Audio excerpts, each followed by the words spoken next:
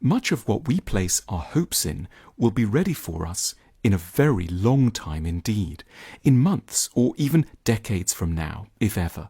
The successful completion of a novel, a sufficient sum of money to buy a house or begin a new career, the discovery of a suitable partner, a move to another country. In the list of our most intensely felt hopes, few entries stand to come to fruition this season or next, let alone by tonight.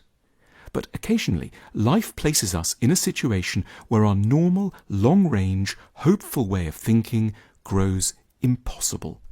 Imagine you've had a car accident, a very bad one. For weeks, it seemed like you might not make it at all. Now you're out of a coma and back home, but you still have multiple broken bones, serious bruises, and constant migraine. It's unclear from here when you'll be going back to work, or whether you ever will. When someone asks how things are, one answer seems to fit above all. We're taking it one day at a time. Or imagine that a person is 89, mentally agile, but very slow on their feet and often in pain. They had a fall last month, and their left knee is badly arthritic. Yesterday they did some gardening. Today they may go to the shops for the first time in a while. You ask their carer how they are. We're taking it one day at a time. Or you're a new parent. It was a very difficult birth. The baby had jaundice and required a blood transfusion. And now, finally, mother and child are home. The baby cries a lot in the night and has to take some medicines that aggravate the stomach. But last night was good enough, and hopefully today, if the weather holds, there's a chance of taking a trip to the park to see the daffodils. How's it all going? We're taking it one day at a time. These may be extreme scenarios, and a natural impulse is to hope that we will never encounter them, but they contain valuable teachings for anyone with a tendency to ignore their own advantages, that is, for all of us. One day at a time thinking reminds us that in many cases our greatest enemy is that otherwise critical nectar, hope, and the perplexing emotion it tends to bring with it, impatience. By limiting our horizons to tonight, we're girding ourselves for the long haul and remembering that an improvement may best be achieved when we manage not to await it too ardently. Our most productive mood may be a quiet melancholy with which we can ward off the temptations of rage or mania and fully imbibe the moderate steadfastness required to do fiddly things, write a book, bring up a child, repair a marriage, or work through a mental breakdown. Taking it day by day means reducing the degree of control we expect to be able to bring to bear on the uncertain future. It means recognizing that we have no serious capacity to exercise our will on a span of years, and should not therefore disdain a chance to secure one or two minor wins in the hours ahead of us.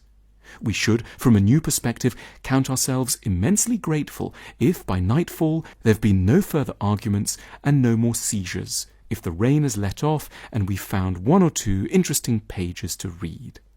As life as a whole grows more complicated, we can remember to unclench and smile a little along the way, rather than jealously husbanding our reserves of joy for a finale somewhere in the nebulous distance. Given the scale of what we're up against, knowing that perfection may never occur and that far worse may be coming our way, we can stoop to accept with fresh gratitude a few of the minor gifts that are already within our grasp. We might look with fresh energy at a cloud, a duck, a butterfly, or a flower. At 22, we might scoff at such suggestions, for there seem so many larger, grander things to hope for than these evanescent manifestations of nature. Romantic love, career fulfillment, or big political change. But with time, almost all one's more revolutionary aspirations tend to take a hit, perhaps a very large hit. One encounters some of the intractable problems of intimate relationships. One suffers the gap between one's professional hopes and the available realities. One has a chance to observe how slowly and fitfully the world ever alters in a positive direction. One is fully inducted to the extent of human wickedness and folly, and to one's own eccentricity, selfishness and madness. And so natural beauty may take on a different hue. no longer a petty distraction from a mighty destiny, no longer an insult to ambition, but a genuine pleasure amidst the litany of troubles, an invitation to bracket anxieties and keep self-criticism at bay, a small resting place for hope in a sea of disappointment, a proper consolation for which one is finally ready on an afternoon walk to be appropriately grateful. Vincent van Gogh was admitted to the Saint Paul mental asylum in Saint-Rémy in southern France in May of 1889, having lost his mind and tried to sever his ear. At the start of his stay, he mostly lay in bed in the dark. After a few months, he grew a little stronger and was able to go out into the garden. And it was here that he noticed, in a legendary act of concentrated aesthetic absorption, the gnarled roots of a southern pine, the blossom on an apple tree, a caterpillar on its way across a leaf, and, most famously, the bloom of a succession of purple irises.